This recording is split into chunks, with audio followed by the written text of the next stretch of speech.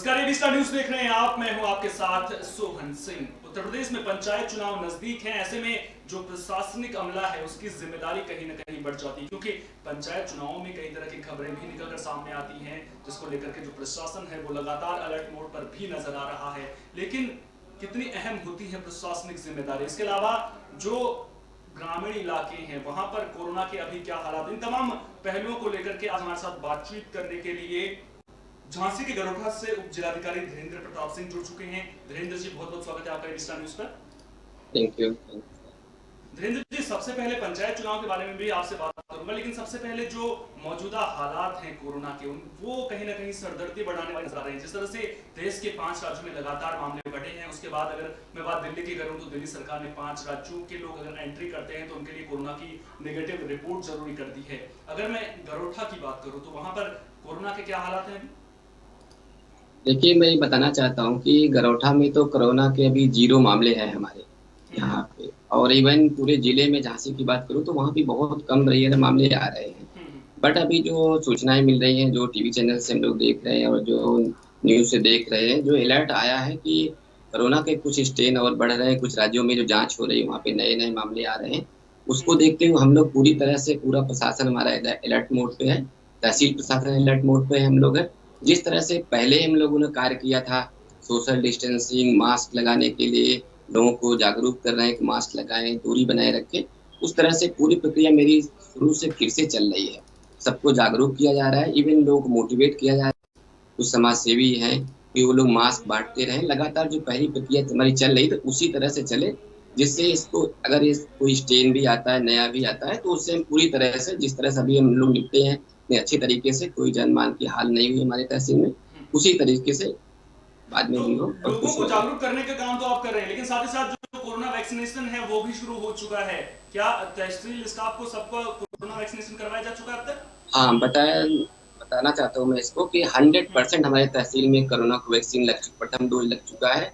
दूसरी डोज को सबको सूचनाएं मिल चुकी हैं कि मार्च में लगना है। और इवन 2 एक कर्मचारी हमारे ऐसे हैं जो किसी कारणवश बीमार हैं, उनको दूसरी दवा चल रही है, तो डॉक्टर की प्रिस्क्रिप्शन पे उनको छोड़ा गया। बाकी 100% हमारा नया वैक्सीनेशन। चलिए, ये बहुत अच्छी खबर आपने बताई। उसके अलावा अब जो है आम लोगों को भी कोरोना का टीका लगेगा, तो अब कब तक लगता है ये तो देखने वाली बात होगी। लेकिन सबसे पहले जब कोरोना वैक्सीनेशन अभियान आम जनता के खुलेगा तो कहीं ना कहीं जो प्रशासनिक अमला है उसकी जिम्मेदारी बढ़ जाती है। उसको लेकर के किस तरह की तैयारी है?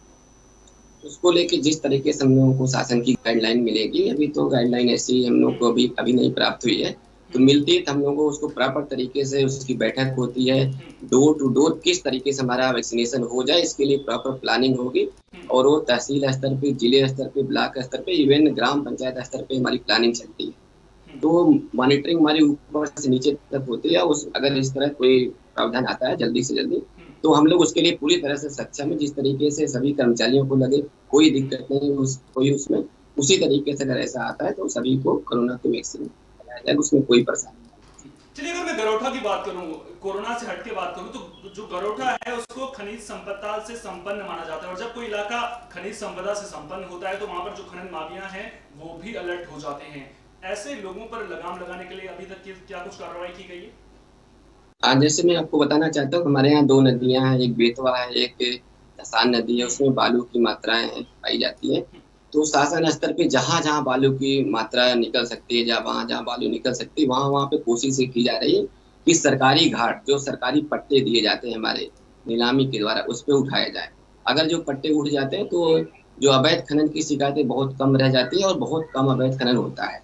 तो लगभग लगभग हमारे सभी पट्टे या तो चैनलाइज में हैं या तो हो चुके हैं। और जो छोटे मोटे एक जो घाट ऐसे हैं जहाँ थोड़ी बड़ी बालू है और कभी कभार कोई ट्रैक्टर व अवैध खनन कोशिश करते हैं, तो उसके लिए हमारे यहाँ पूरे तहसील स्तर पे एक टास्क फोर्स बनाई गई है हमारे अध्यक्षता में। इसमें हम हैं, हमारे सीओ साहब हैं, सभी थाना अध्यक्ष जुड़े हुए हैं, हमारे तहसीलदार साहब हैं और रेंजर साहब हैं। इसके अलावा हमारी एक अलग से हमारी प्लानिंग है, जो जो हम लोग करते रहते हैं। हमें सभी लेखपालों को लगा दिया है, सभी गाँव में लेखपाल हमारी सूचना देते हैं। इवन बीट के सिपाही और जो हमारे वहाँ पे जो चौकीदार है, उनके माध्यम से अगर कोई शिकायत हमको मिलती है तो हम लोग 10 मिनट के अंदर कार्रवाई भी पूरी कर देते हैं।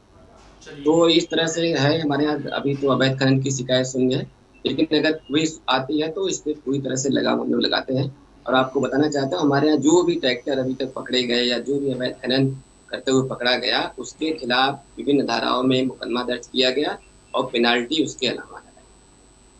चलिए, ये तो बहुत अच्छी बात है कि प्रशासनिक अमला जो है वो पूरी तरह से अवैध खनन को लेकर के सक्रिय वहां पर नजर आ रहा है। इसके अलावा पंचायत चुनाव भी नजदीक हैं और पंचायत चुनाव में आपसे रंजिश की खबरें भी निकलकर सामने आती हैं। उसके अलावा जो रंजिशें होती हैं उसमें हत्या तक की खबरें निकलकर सामने आ जाती हैं। पंचायत चुनाव को लेकर के किस तरह की तैयारी है आपकी? हाँ, देखिए मैं बताना चाहता हूँ आपको पंचायत चुनाव का जो अहम मुद्दा है हमारा हमारे स्तर पे होता है वो कि कितने अच्छे तरीके से हम वोटर लिस्ट का प्यूरिफाइड कर दें। वोटर लिस्ट हमारी जितनी अच्छी तरीके से होगी, अगर उसमें बोगस वोटर नहीं होंगे और सही लोग उसमें होंगे तो संभावनाएं इलीगल काम करने की संभावनाएं और लोगों को प्रेशर बनाने की संभावनाएं या तो अवैध मत जो पड़ते हैं उसकी संभावना जीरो हो जाती है। हमारी प्रथम प्राथमिकता थी वोटर लिस्ट सुधारने की। लगभग हमारी 99% वोटर लिस्ट सुधर गई है। इवन जो छोटे मोटे दावे आपत्तियां अभी भी आ जा रही हैं हम लोग उसको प्रॉपर तरीके से नोटिस देते हैं, उनकी सुनवाई करते हैं। इवन हमारे कुछ अलग से टीम में अलग से भी लगाया हूँ, उनके घर में जाके पड़ताल करता है अगर कोई नाम जुड़वाना चाहता है या कटवाना चाहता है। उसके बाद ये लोग हम लोग काम कर रहे हैं इस पे। पहले एक बार वोटर लिस्ट हमारी सुधर जाए और इसका निरीक्षण लगातार चलता रहता है जब तक कि हमारा नॉमिनेशन नहीं आ जाता है। तो ये हमारी प्रक्रिया चल रही। इसी के साथ हमने ये भी चिन्हित करवाया कौन से गांव हमारे सेंसिटिव हैं। सेंसिटिव इस मानने में कि पिछले चुनाव में किस पे लड़ाई हुई थी, किस पे झगड़े हुए थे या किसी में रंजिश हुई, आपस में रंजिश है। तो ये सब मामले हम लोग देख के एक पूरी लिस्ट बनाए हुए हैं।